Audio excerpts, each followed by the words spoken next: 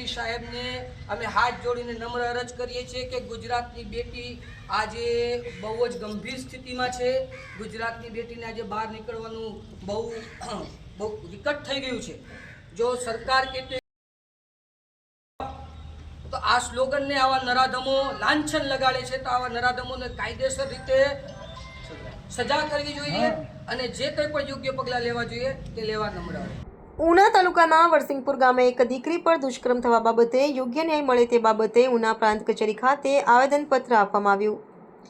ઉનાના વરસિંગપુર ગામે થોડા દિવસો પહેલા એક દીકરી પર દુષ્કર્મનો મામલો સામે આવ્યો હતો।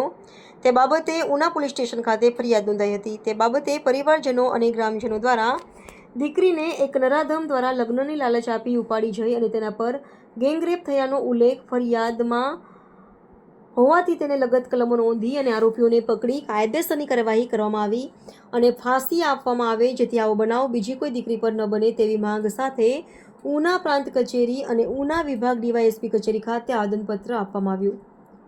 રિપોર્ટર હર્ષદ વાઢેર સાથે નિમિષા વાજા, દીવ મિરર ન્યૂઝ, ઉના।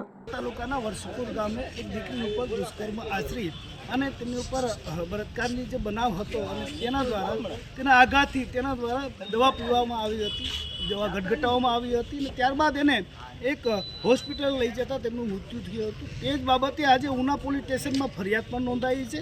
ત્યારે ઉના પોલીસ સ્ટેશનમાં ફરિયાદ નોંધાઈ છે ત્યારે ગામજનો દ્વારા અને પરિવાર દ્વારા અને દરેક સમાજને જોડી અને આજરોજ ઉના પ્રાંત કચેરી ખાતે એક આવેદનપત્ર આપવામાં આવ્યું છે કે દીકરીને ખરેખર ન્યાય મળવો જોઈએ અને પરિવારજનોની પણ એક માંગણી છે કે દીકરીનું એવું કહેવું હતું કે એમાં એક જણ નહીં પરંતુ 4 થી 5 જણોએ મળી અને મારી ઉપર સામૂહિક દુષ્કર્મ આચર્યું છે, તો એમની પણ એફઆઈઆરમાં નામ નોંધી અને એમની ઉપર પણ કાયદેસરની કાર્યવાહી કરવામાં આવે, જેથી કરી અને આવી નાની બાળાઓ નાની દીકરીઓનો કોઈ ભોગ ન લઈ આવા બનાવોથી એ ભોગિત ન બને એ બાબતે આજે ઉના તાલુકાના વરસિંગપુર ગામના લોકો દ્વારા આવેદનપત્ર પાઠવવામાં આવ્યું છે। નમસ્કાર, મારું નામ એડવોકેટ શોએબ મંસૂરી છે।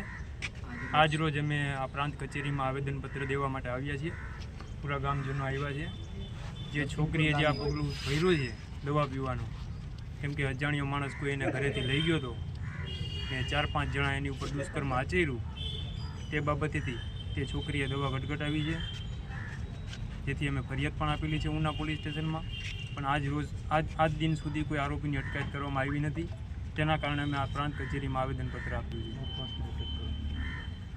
મારું નામ એડવોકેટ જીએમ મુજાવર, હું ઉના રહું છું। આજે વરસિંગપુર ગામે થોડા સમય પહેલાં જે બનાવ બન્યું છે, એ બાળકી સાથે સામૂહિક દુષ્કર્મ થયું હતું, તેને અનુસંધાને આજરોજ અમે પ્રાંત કચેરી ઉનાએ ગૃહમંત્રી સાહેબને નાયબ કલેક્ટર થ્રુ આવેદન પાઠવવામાં આવ્યું છે। કારણ કે જે દુષ્કર્મ કરવામાં આવ્યો છે તે દુષ્કર્મના તમામ આરોપીઓને એફઆઈઆરમાં આવરી લેવામાં નથી આવ્યા તથા કોઈની અટકાયત થઈ નથી।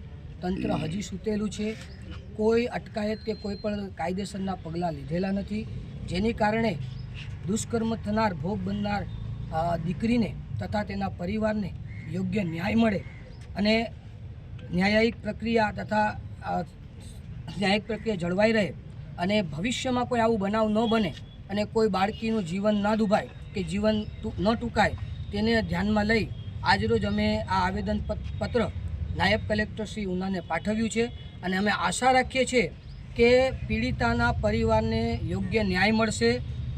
4 થી 5 લોકો જે હાલમાં એફઆઈઆરમાં ઇન્વોલ્વ નથી તેને એફઆઈઆરમાં ઇન્વોલ્વ કરવામાં આવશે, ધોરણોસર અટકાયત કરવામાં આવશે અને ભવિષ્યમાં આવું કોઈ બનાવ ન બને તેની તકેદારી રાખવામાં આવશે, જેથી નારીના સન્માન અને નારીની ઇજ્જતને અને યોગ્ય ન્યાય મળી શકે।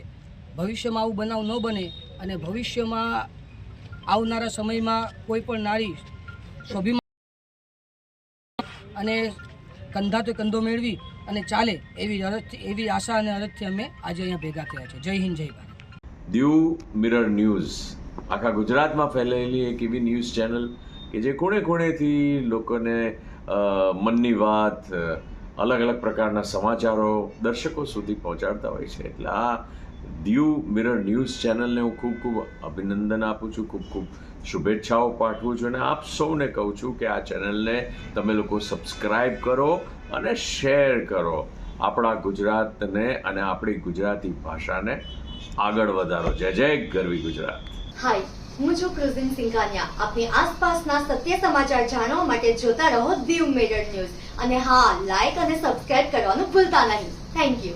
હેલો, નમસ્કાર, જય શ્રી કૃષ્ણ. હું છું તમારો પ્રિય ખજૂરભાઈ. તમામ ગુજરાતીઓને કહીશ કે સરસ મજાનું ન્યૂઝ એવું કે દીવ મિરર ન્યૂઝને જોતા રહેજો. જય માતાજી, જય શ્રી કૃષ્ણ.